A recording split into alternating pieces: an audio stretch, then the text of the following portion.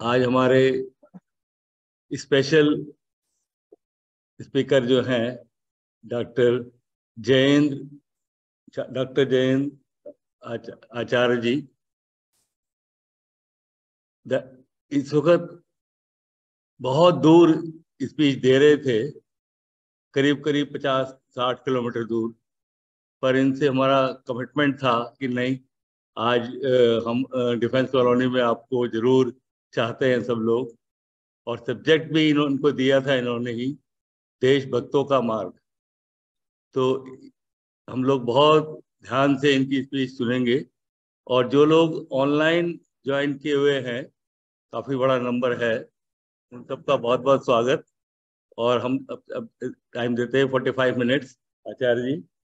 तो बहुत बहुत धन्यवाद। 2 मिनट देना।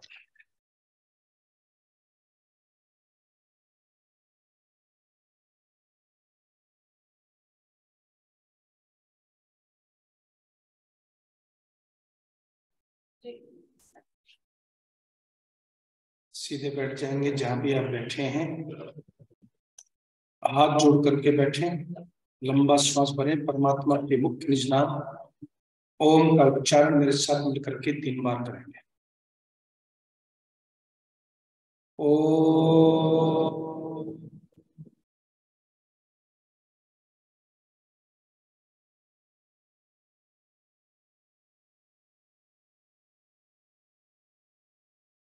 एक बार पुनः ओम।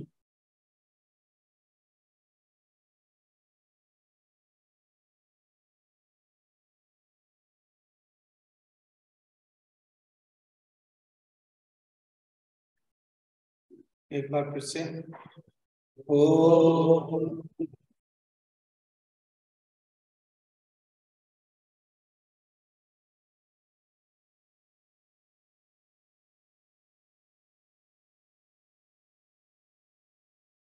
अग्न आया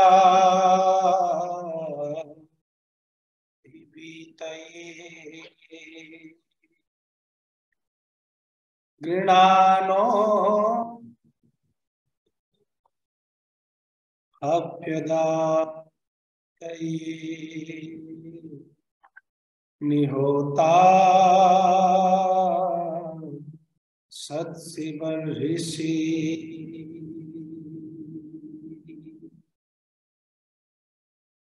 लेने दो खेलेने दो आज नाम, खेलेने दो आज नाम, कल कर पतवार रहे न रहे, खेलेने दो आज नाम, कल कर पतवार रहे न रहे, जीवन सरिता में शायद फिर ऐसी धार बहे न बहे, अंतिम श्वास निकलने तक है बिस्मिल की अभिलाष यही, अंतिम श्वास निकलने तक है बिस्मिल की अभिलाष यही, तेरा वैभव अमर रहे माँ, हम दिन चार रहे न रहे, तेरा वैभव अमर रहे माँ, हम दिन चार रहे न रहे। ओम शांति शांति शांति।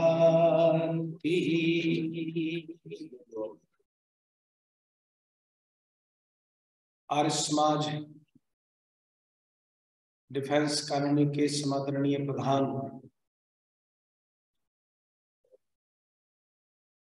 जिनके मार्गदर्शन में आर्य समाज डिफेंस कॉलोनी आर्य जगत में एक प्रतिष्ठित स्थान को प्राप्त कर रहा है, और आर्य समाज के उद्देश्यों को जन जन तक पहुंचाने में सफल हो रहा है। आर्य समाज के आदरणीय प्रधान आदरणीय श्री अजय चौहान जी जो आज उपस्थित नहीं हो पाए,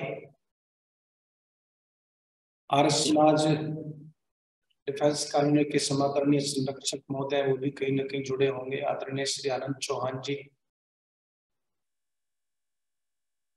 इस आर्य समाज के समादरणीय मंत्री श्री अजय सहगल जी अस्वस्थ होने की वजह से नहीं पहुंच पाए। आदरणीय श्रीमती अंजू बजाज जी, पवन शास्त्री जी, उपस्थित भद्र पुरुषों, वंदनीय मातृशक्ति।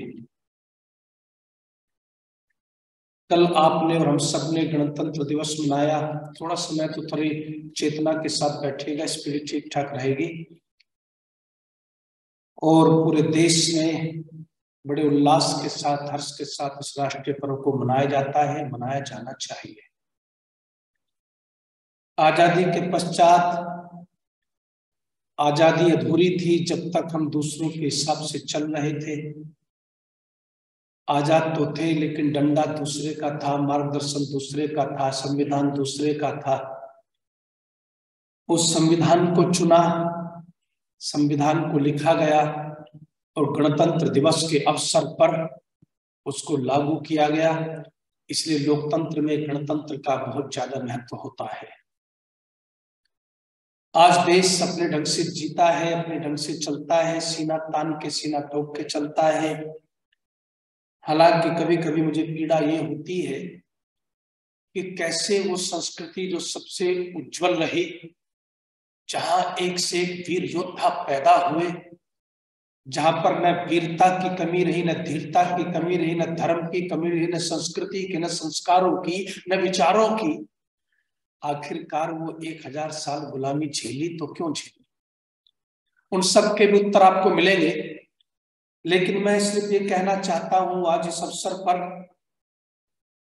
कि स्वामी विवेकानंद जब अमेरिका से लौटते हैं तो समुद्र के तट पर जब उतरते हैं तो उतर करके जो समुद्र की रेत है उसमें लोटपोट होने लगते हैं।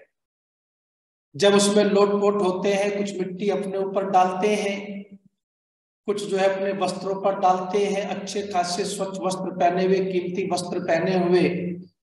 एक आदमी उनके साथ था, बोले स्वामी जी थोड़ा बहुत दिमाग हिल गया क्या? आपका ऐसा लगता है ये क्या कर रहे हो आप? इतने बढ़िया कपड़े पहन करके समुद्र की गंदी रेत में आप लोटपोट होते हो? इतने सुंदर वस्त्र पहन करके आपको ये ख्याल नहीं आया कि आप इस रेत में लेट रहे हैं? वो जो बात कही साहब, वो भक्ति के, देशभक्ति के मार्ग को प्रशस्त करती है साहब। कमाल का उत्तर दिया स्वामी विवेकानंद जी ने। उस दिन कहा था, कहने लगे सुनो, तुम्हें अपने सूट की चिंता है तो उसका मेरे पास कोई उपाय नहीं, लेकिन मैं तुम्हें एक बात जरूर कहना चाहता हूं। जिस रेत को तुम गंदी रेत कहते हो, जिस मिट्टी को तुम गंदी मिट्टी कहते हो, वो गंदी मिट्टी नहीं है, वो मेरी भारत माँ की गोद है। मैं 6 महीने इस गोद से दूर रहा और इस गोद में मैं खेलना चाहता हूं। तुम्हें पता नहीं कि माँ की गोद का क्या महत्व होता है।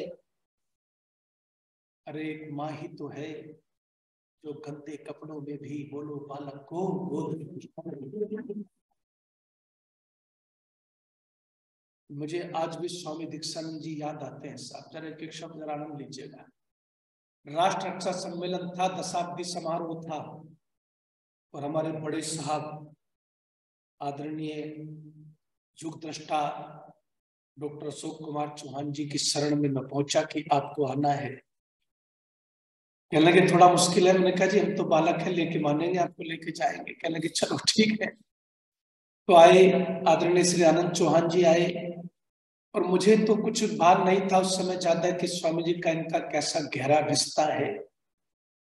स्वामी दीक्षानंद जी को जब बुलाने के लिए गए तो स्वामी जी ने कहा मैं बीमार हूं, मैं नहीं आऊंगा।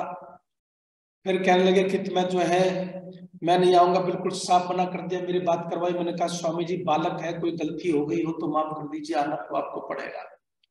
स्वामी विद्वानों की भाषा अपनी होती है साहब।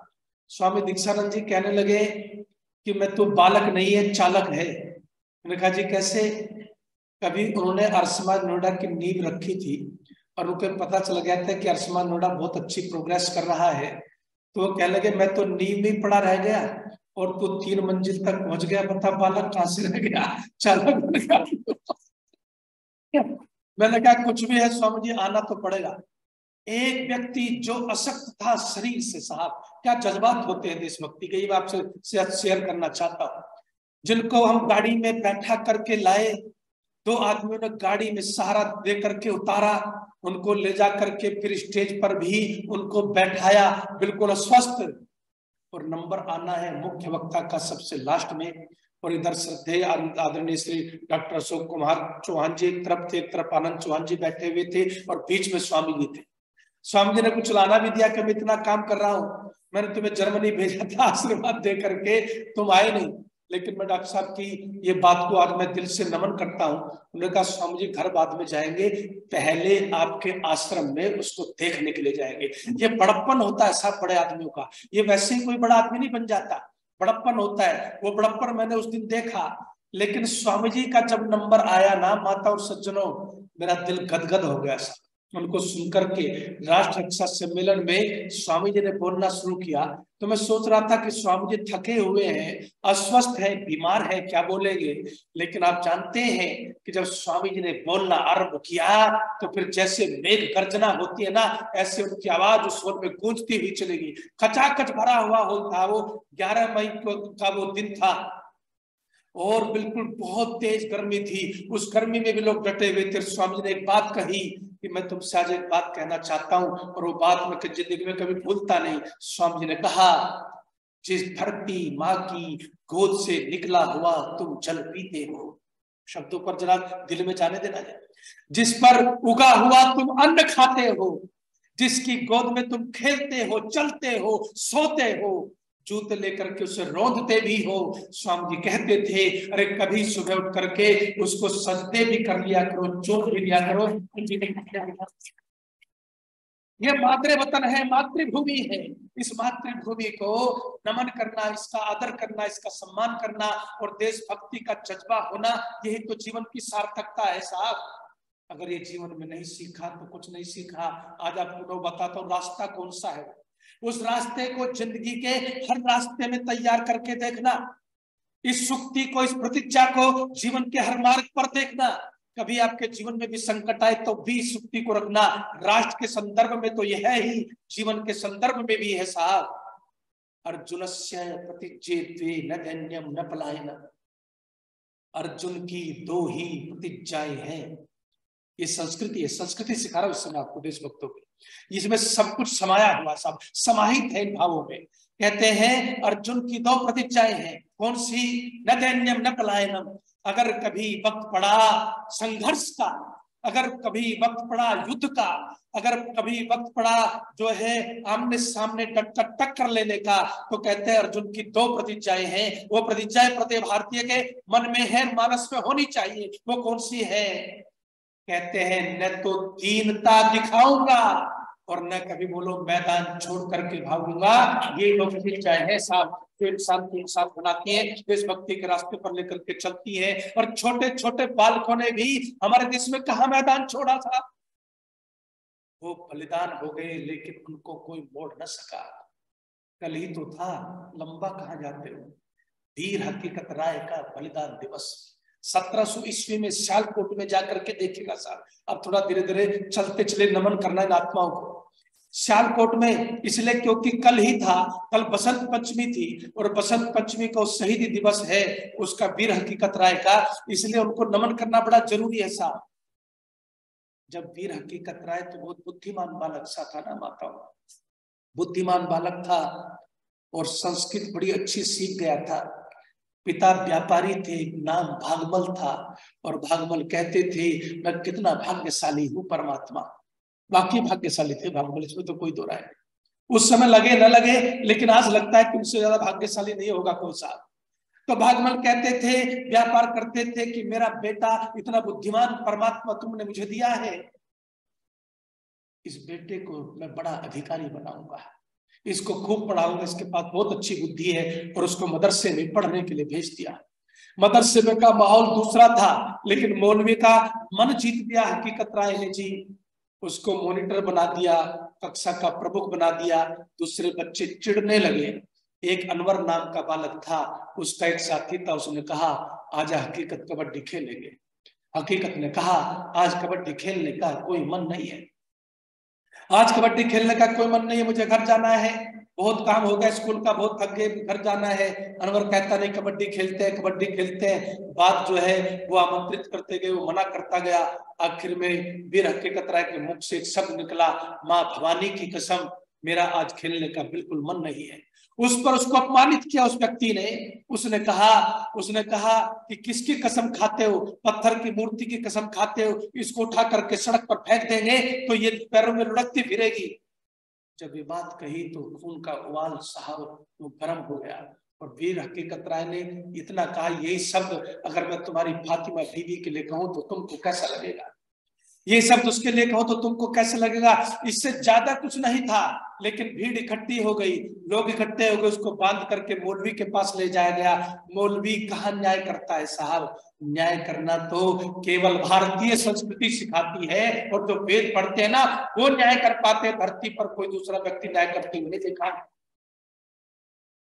उस समय जब मौलवी ने सारी कहानी सुनी तो हकीकत राय ने कहा मैंने कुछ नहीं कहा, इन्होंने ऐसा ऐसा कहा, मैंने तो प्रतिकार में एक लाइन कही है, लेकिन कहा कि तुम्हें तो अपना धर्म छोड़ना पड़ेगा।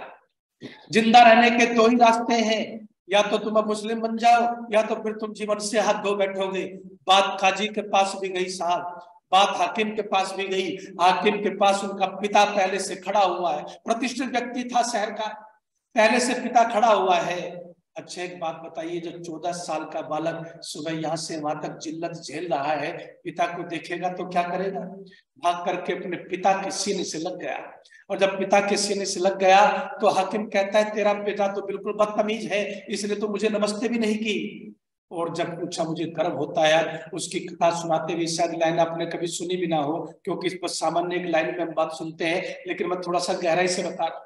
जब हाकिम ने कहा इसको तमीज नहीं है, इसने नमस्ते भी नहीं की, तो उस समय पलट करके वीर हकीकत राय, उसकी आंखें चमकती है, चेहरा चमकता है, वो बालक कहता है अन्याय करने वालों को मैं नमस्ते नहीं करता और न्याय को फैसला। फिर उसको कहा इसको बस का वध किया जाए। भीड़ का मार लगा था साहब, और वीर हकीकत राय को जब इकट्ठा किया गया, चारों तरफ भीड़ है, वध का आदेश दे दिया गया। जल्लाद की तलवार चली और एक ही झटके में वो कोमल सी गर्दन जो है धड़ से अलग हो गई। लेकिन वीर हकीकत राय कल भी जिंदा था, आज भी जिंदा है, और आगे भी बोलो हमेशा जिंदा। ये बलिदानों की परिभाषा है।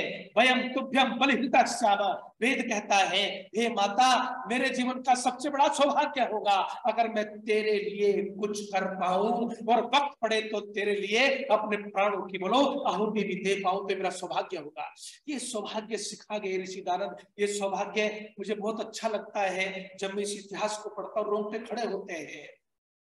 मैं कभी भी महात्मा गांधी का विरोध नहीं करता, लेकिन मैं ये कहता हूं कि आजादी केवल चरखे से नहीं आई साहब, आजादी तो गर्म खून की नदी बहा करके उस पर तैर करके आई है।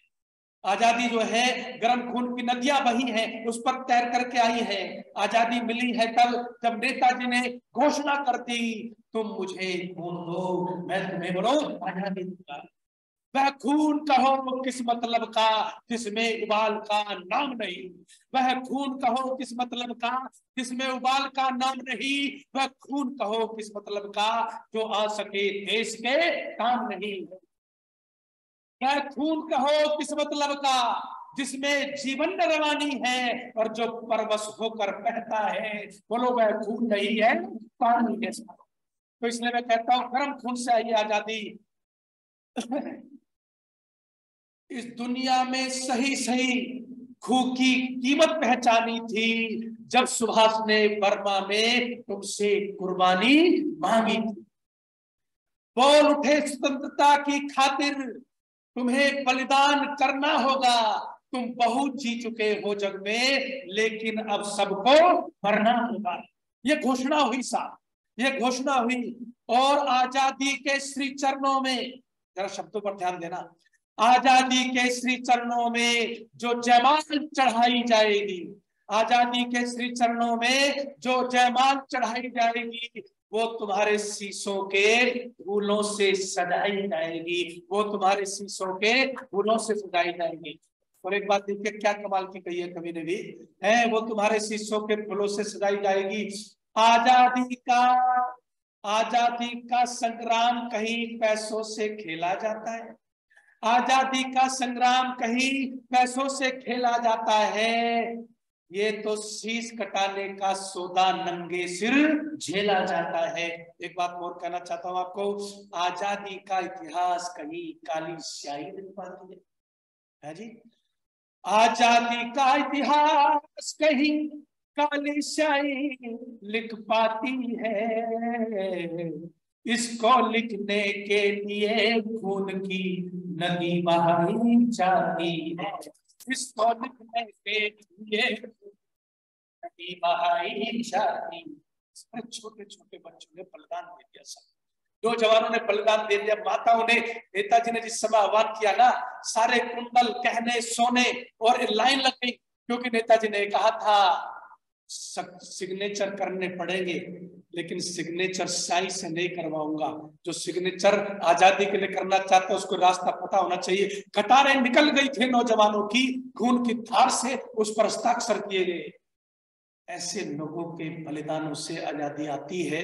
नेताजी ने बहुत कमाल की बात कही साहब, वो कहते हैं मुझे नहीं पता, जब वर्मा के युद्ध में जाते हैं ना, मुझे नहीं पता कि कितने लोग हम में से जीवित रहेंगे, मुझे नहीं पता, लेकिन वो कहते हैं कि एक उनके अंदर विश्वास था, वो कहते हैं कोई जीवित रहे न रहे लेकिन जीत हमारी होगी। और उन्हें बात कही, उस इंसान का जीवन भी क्या जीना है साहब, जिसके जीवन में संघर्ष ही ना हो, जिसके जीवन में देश प्रेम ही ना हो, जो देश के बारे में कुछ करना ही ना चाहता हो।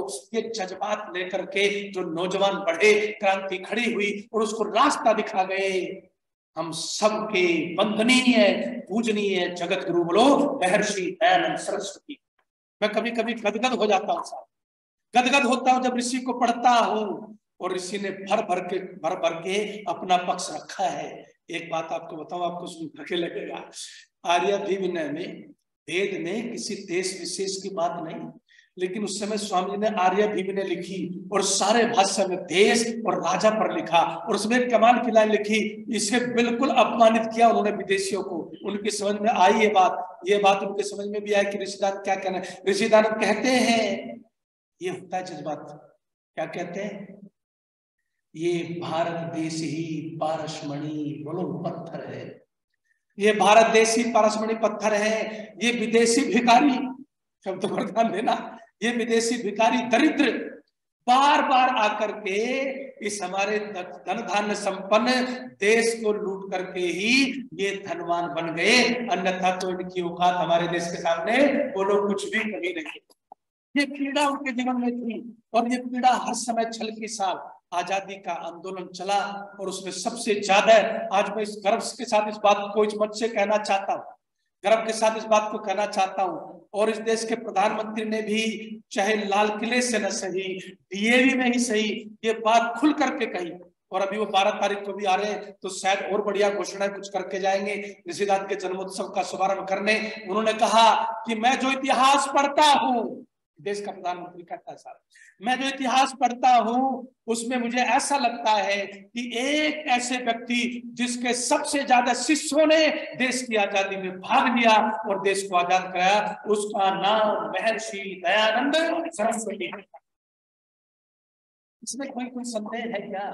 जैसे जैसे आप इतिहास के पन्ने पलटते हो, लेकिन मैं आपको, समय थोड़ा सा कम रह जाता ना, तो मैं आपको थोड़ा सा मार्ग और भी दिखाना चाहता हूँ, थोड़ा सा मार्ग और भी दिखाना चाहता हूँ कि किस तरह से इतिहास में तो अब जितना भी जाइए, लेकिन इस इतिहास में अब भी इतिहास रचने वाले वीरों की कोई कमी है नहीं। अब भी यार मैं आपको कहता हूँ, अब आप छांटिए, प्रधान जी तो चाहे तो ये तो जिसको चाहे बुला सकते हैं, तो खुद में इतनी बड़ी हस्ती है, हमारे जैसे लोग भी जो है ना, जो लोग इस समय सेना में परमवीर चक्र है, महावीर चक्र है, जिन्होंने युद्ध लड़े हैं, और आज तो मुझे प्रधान जी ने बताया, इनके भाई बहुत प्रिय है रवि जी, वो भी जो है ये उनके बारे में बताएंगे, वो भी इसी क्षेत्र में रहे हैं, तो उनका जन्मदिन की शुभकामनाएं देंगे तो प्रधान जी बताएंगे, तो उनको आमंत्रित करना चाहिए।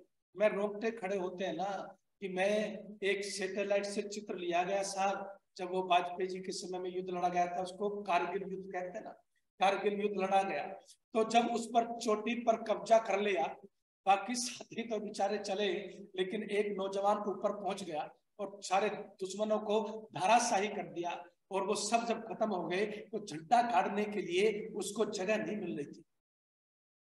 शायद उसका नाम जितेंद्र चिकारा था, नाम हो सकता है, मुझे इधर उधर हो जाए। तो उस समय वहां पर कौन फोटो लेगा साहब?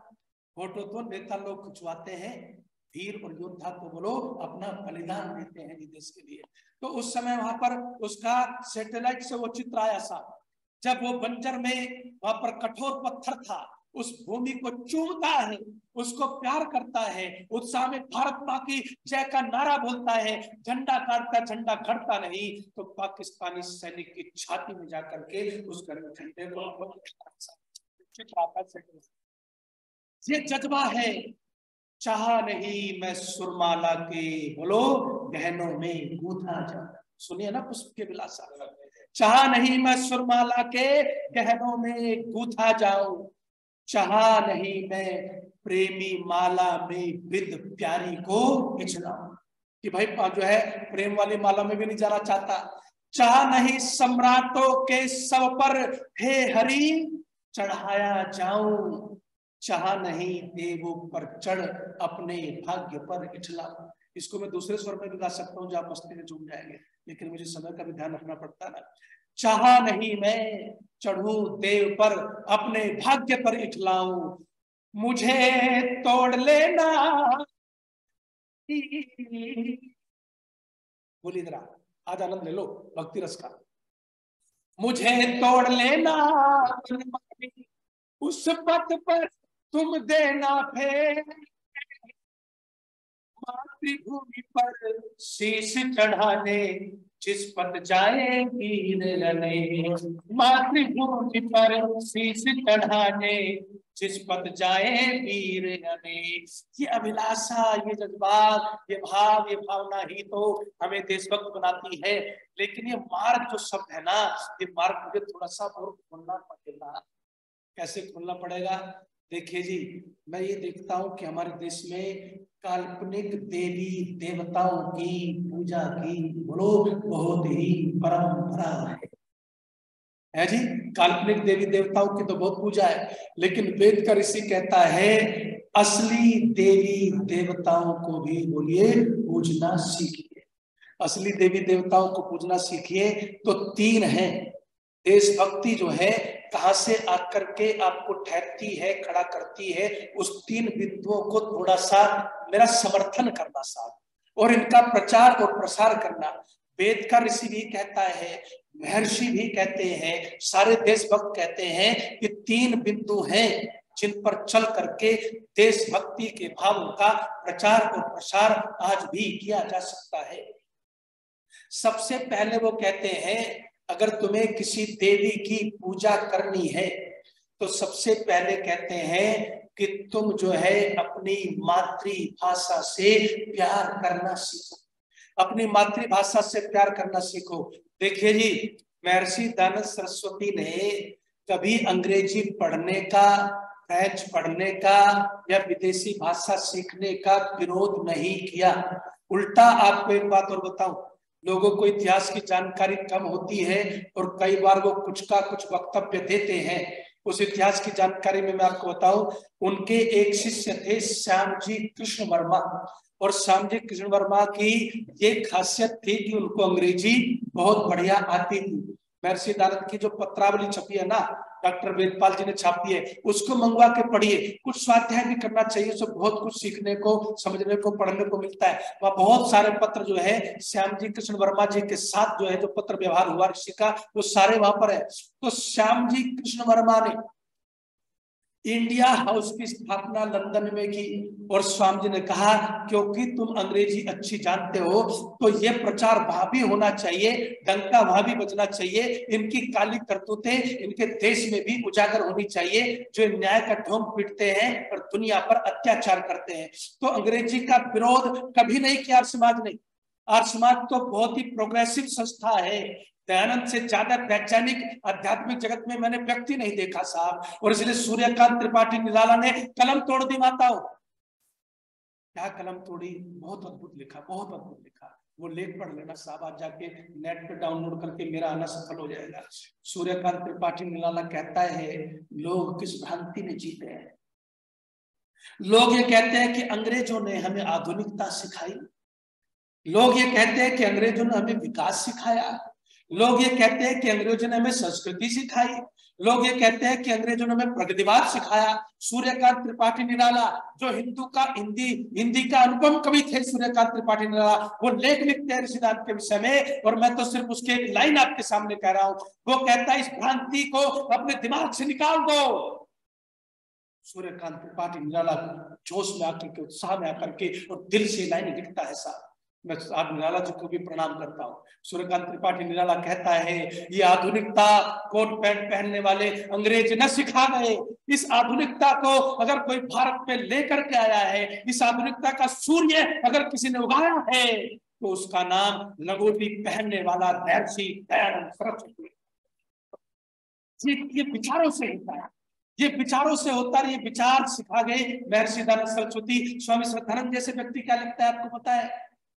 स्वामी श्रद्धानंद जी कहते हैं कि मैं तो अंग्रेजों का पिट्ठू था पक्का, मैं तो अंग्रेजों का प्रशंसक था, और मेरी नजरों में उससे बड़ा कोई आदमी धरती पर नहीं था जो व्यक्ति जो है अंग्रेजी बोलता, और मेरी नजरों में अंग्रेजों से बढ़िया शासक कोई दुनिया में दूसरा नहीं था। कहते हैं कि मैं तो अंग्रेजों का बहुत बड़ा प्रशंसक था, उनके गीत गाता था और संस्कृत का उपहास करता था। मैं आपसे एक बात संदर्भ में आ गई है तो एक बात और कहना चाहता हूँ, आप अंग्रेजी पढ़िए लेकिन अपनी भाषा का कभी उपहास मत कीजिए साहब।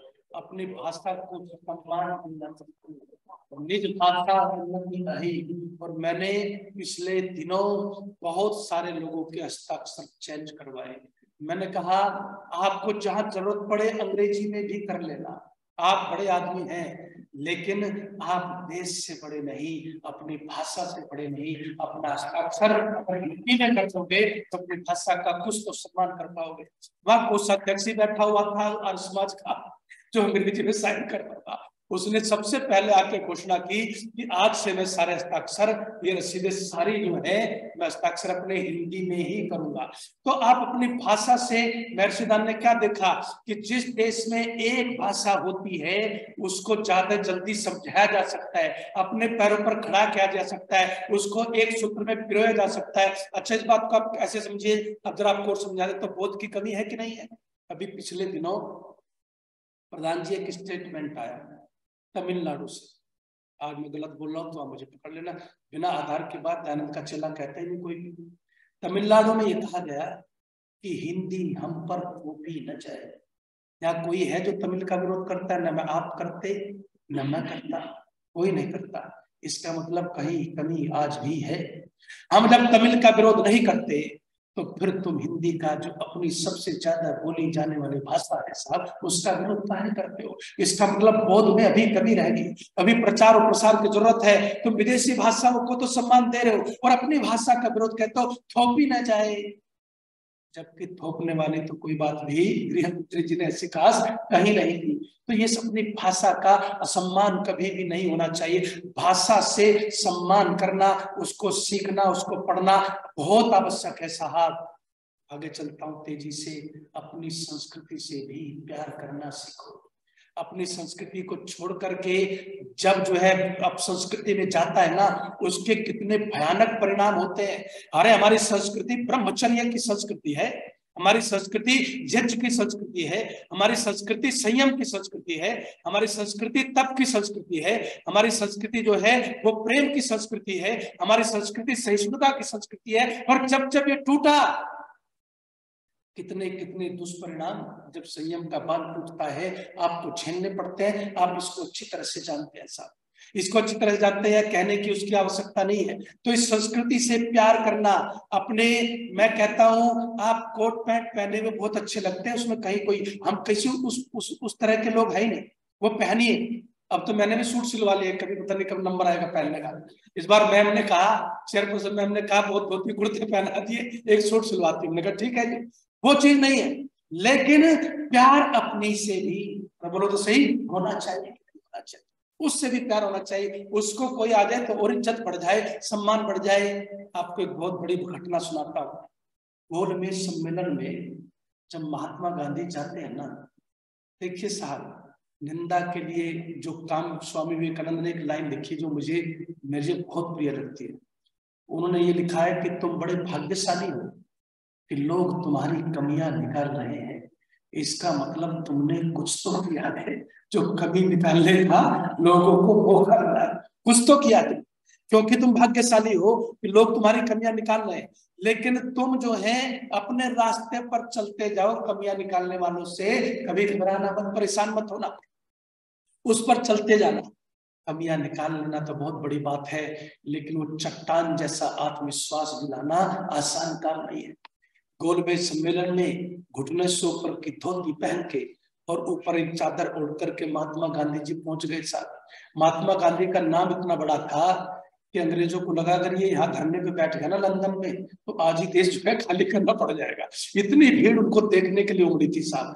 तो महात्मा गांधी को मैसेज भिजवाया इसने, जो अंग्रेजों का उस समय राजा था, जो सबसे शक्तिशाली राजा था, जो ये कहते थे कि हमारे देश में तो जो है सूर्य अस्त कभी होता ही नहीं, उससे शक्तिशाली कौन होगा साहब? वो 2/3 धरती पर जिनका साम्राज्य हो, जिनकी हुकूमत चलती हो, उससे बड़ा शक्तिशाली कौन होगा? तो उसको पता चला कि महात्मा गांधी आए हैं, तो उसने कहा, अपने आदमी को भेजा, उसको मस्करी सूझी। उसने कहा अरे महात्मा गांधी से देखे तो सही, ऐसा कौन सा आदमी है, 30 करोड़ आदमी छाती ताने गोली के सामने खड़ा, डरता ही नहीं है, ऐसे कौन सा आदमी जिसके पीछे सब खड़े हो गए, उसको मैं भी तो देखूं सही। तो देखने के लिए क्या किया, देखने के लिए भेज दिया वहां पर।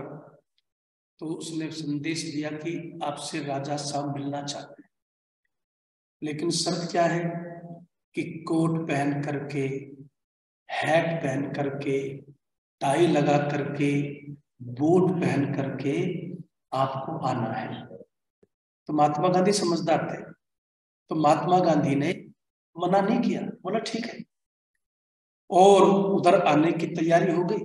जो निर्धारित समय था, जो भी बग्गी वग्गी गाड़ी भेजी, उसमें महात्मा गांधी बैठ करके, लेकिन कोई हैट नहीं पहना सा, कोई कोट नहीं पहना, कोई जो है बूट नहीं पहना, उसी धोती में पहुंच गए। और जब उस धोती में पहुंचे, ये होता है घर, जब उस धोती में पहुंचे महात्मा गांधी, तो बाहर जो था आदमी खड़ा था ना, उसने कहा महात्मा गांधी तो आ गए, लेकिन ये तो सर अंग्रेजी में बड़बड़ाया कि तो वैसे नंगा पुंगा आ गया फकीर।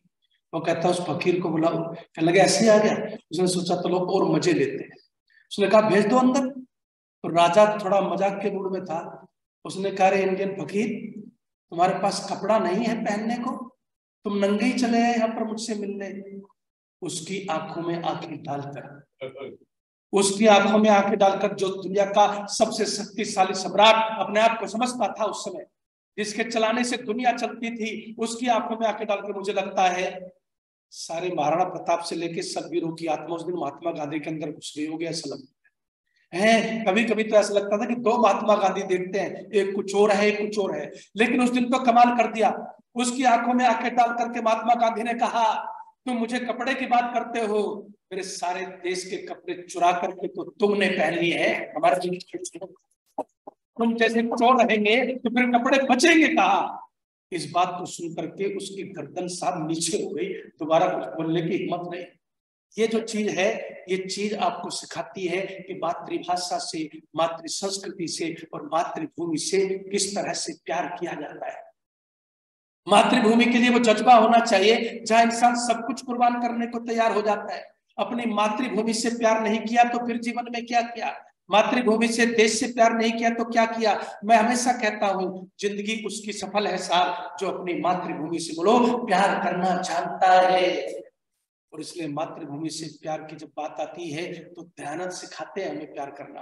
वो कहते हैं मातृभूमि से प्यार करना सीखो, देश से प्यार करना सीखो। देश से प्यार करने वाले कितने लोगों की लंबी फेहरिस्त है साहब, जिन्होंने देश से प्यार किया और वक्त आने पर अपने आप को देश के लिए कुर्बान दिया।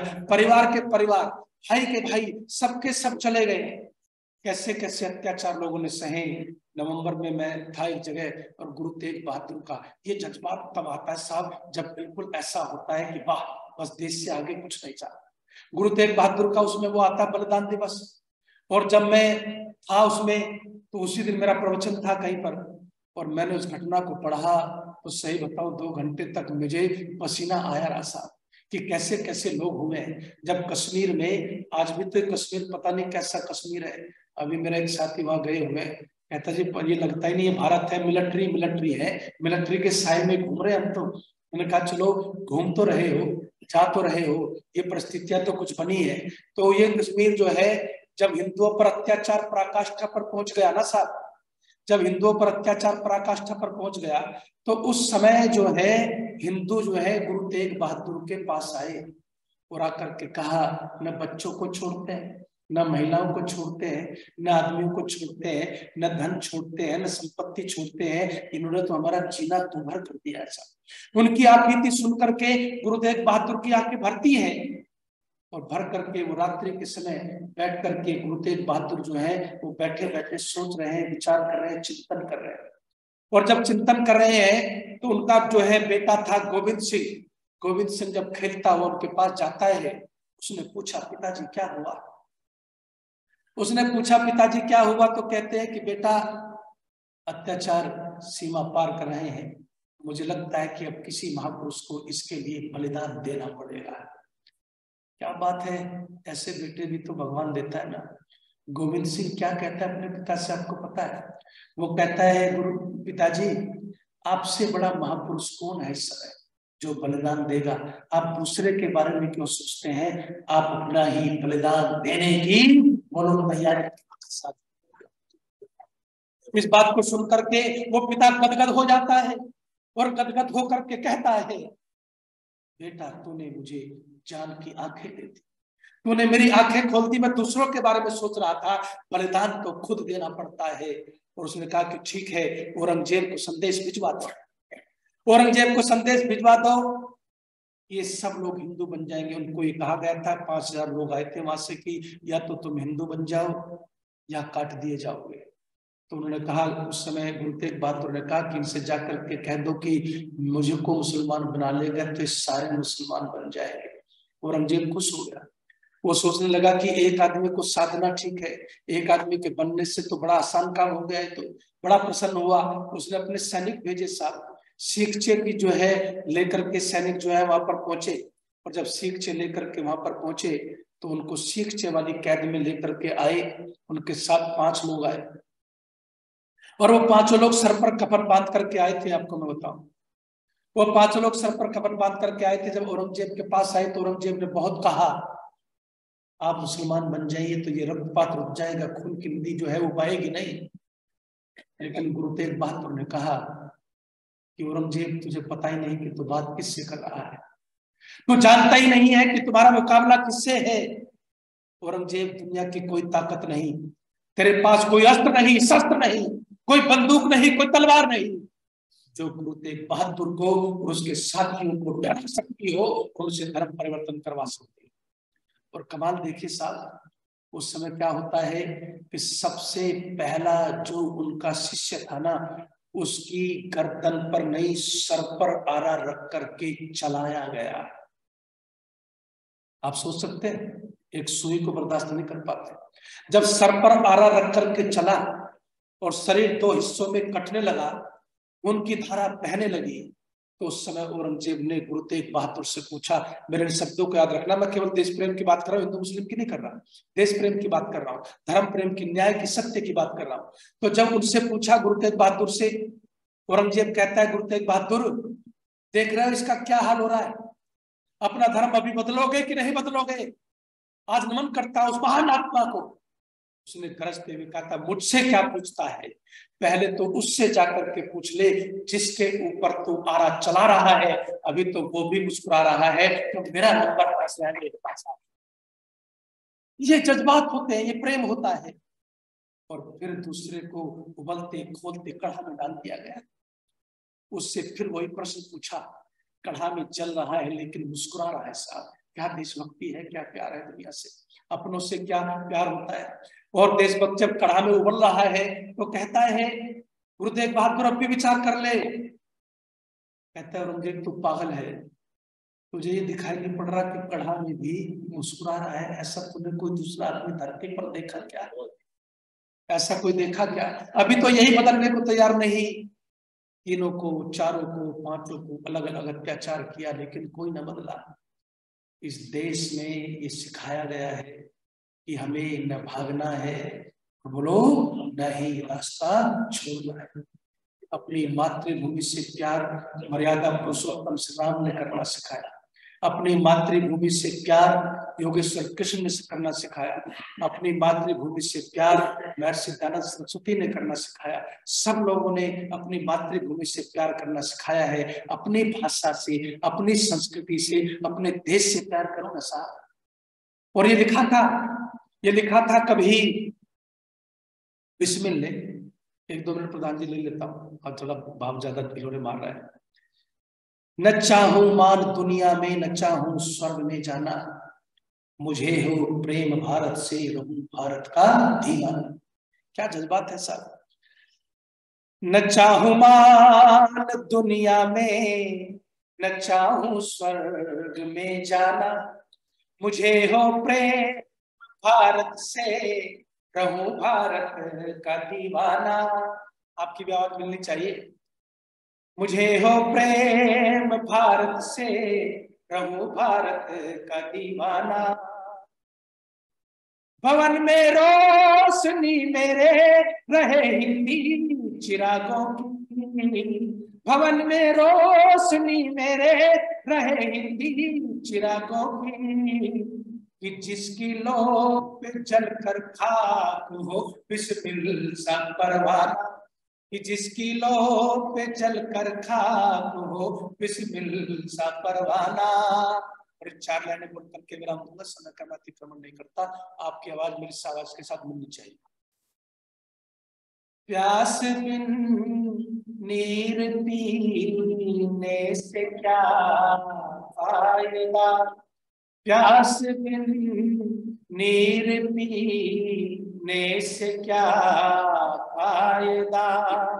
श्रम नहीं तो पसीने से क्या फायदा। बोलो, श्रम नहीं तो पसीने से क्या फायदा। चाहते जिसमें अपने वतन की नहीं, चाहते जिसमें अपने वतन की नहीं। जिंदगी ऐसी जीने से क्या फायदा। जिंदगी ऐसी जीने से क्या फायदा। बोलो भारत माता की वंदे वंदे।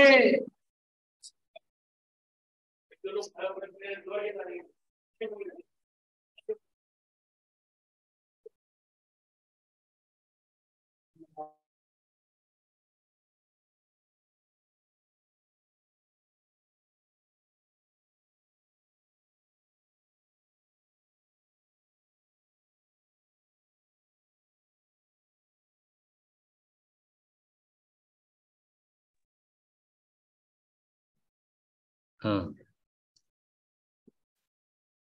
आचार्य जी,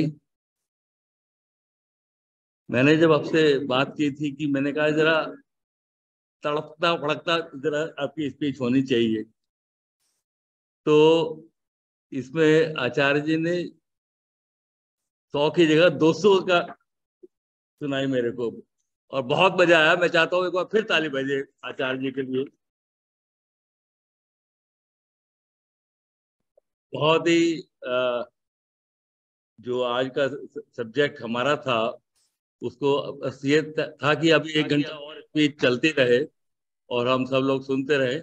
और मैं आपको बताना चाह रहा था कि आज थोड़े से लोग कम नजर आ रहे हैं, लेकिन जूम पे काफी लोग हैं। और आचार्य जी, हम लोगों ने अभी देखा, स्टडी किया है कि जो हमारी स्पीच आपकी होती है या होती है तो करीब 700-800 लोग यूट्यूब पे बाद में देखते हैं, लगातार सुनते हैं। तो इस स्पीच को मैं समझता हूँ कि 2-4 हजार लोग जरूर सुनेंगे आपकी स्पीच को।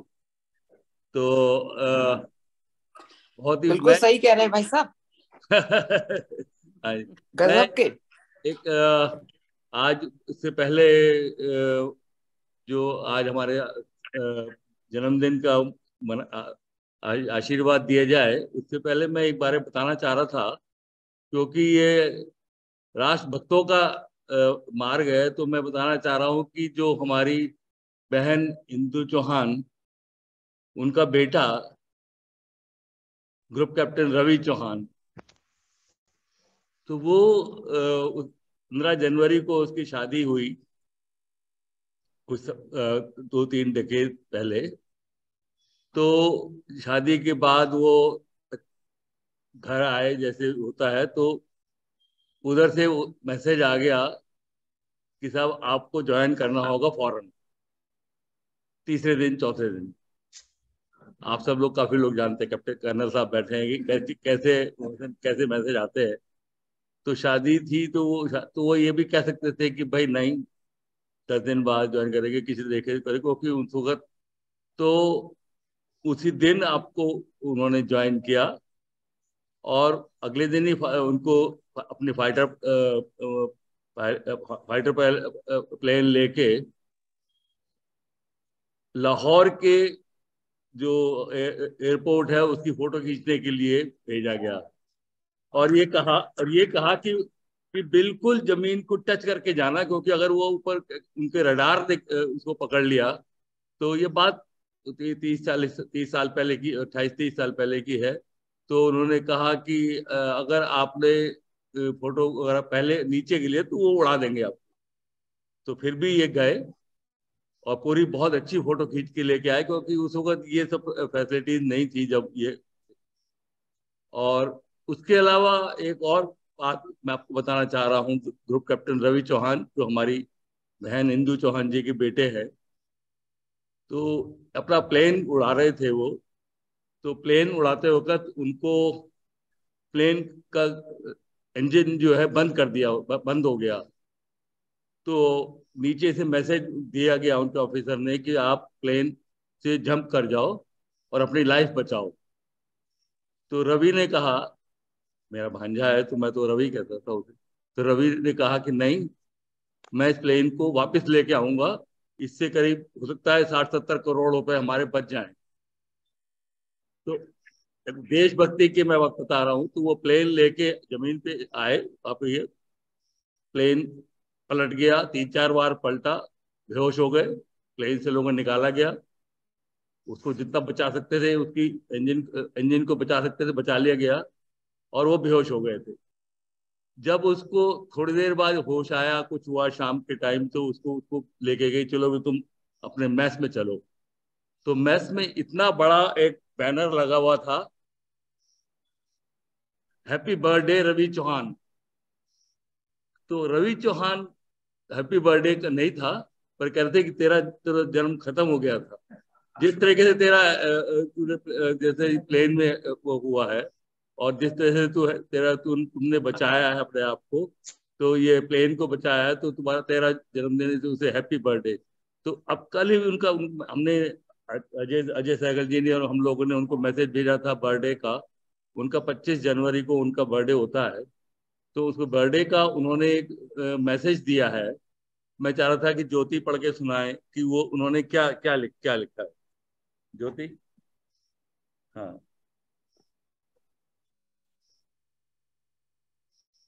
मैसेज है, dear sir, receive this letter on my birthday today.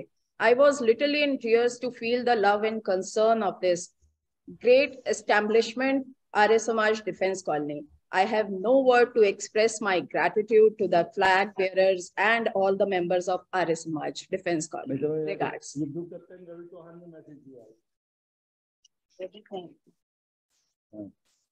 तो मैं आचार्य जी से कहूंगा कि सब आशीर्वाद दें। और जीजी कुछ कहना चाहोगी? बस ठीक है। हाँ जी ठीक है। जीजी के तो आंसू आ रहे हैं, तो अपना आप सुनाइए।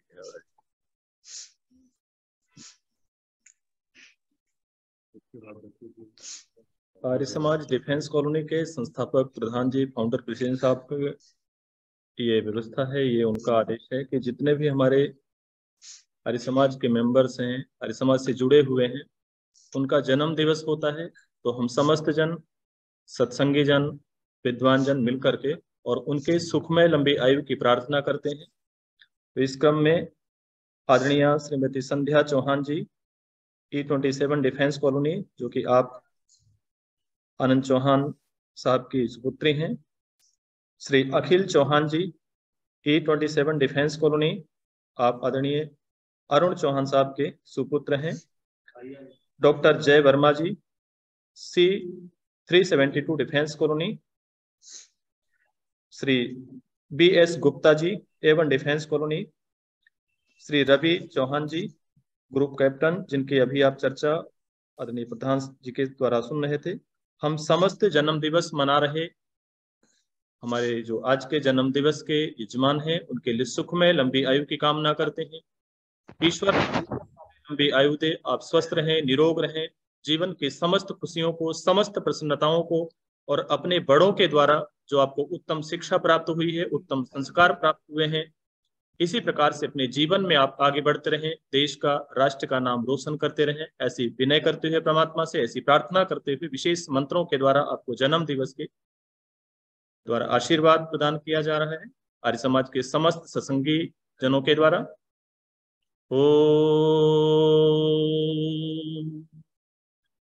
इंद्र श्रेष्ठानि द्रविड़ानि देहि चित्तिं दक्षस्य सुभगत्तमस्मै कोशं रयीणामरिष्टिं तनूनां स्वादमानं वाचः सुदिनत्वमह्नाम्। ॐ उत्तिष्ठ ब्रह्मणस्पते देवान् यज्ञेन बोधय आयुः प्राणं प्रजां पशुं कीर्तिं यजमानं च वर्धय। ॐ तच्चक्षुर्देव हितं पुरस्ताच्छुक्रमचरत् पश्येम शरदः शतं जीवेम शरदः शतं शृणुयाम शरदः शतं प्रब्रवाम शरदः शतमदीनाः स्याम शरदः शतं भूयश्च शरदः शतात्। ॐ स्वस्ति, ॐ स्वस्ति, ॐ स्वस्ति। हम सब ने मिलकर के परमात्मा से आपके जन्म दिवस के उपलक्ष्य में ईश्वर से आपके सुखमय लंबी आयु की कामना की। हमने ये प्रार्थना किया कि प्रभु परमात्मा आपको जीवन में ऐसी शक्ति दें, सामर्थ्य दें, आप स्वस्थ रहते हुए, निरोग रहते हुए और 100 से अधिक जन्म दिवस को उस परमात्मा का धन्यवाद करते हुए मनाएं। आपको जन्म दिवस की बहुत बहुत शुभकामनाएं।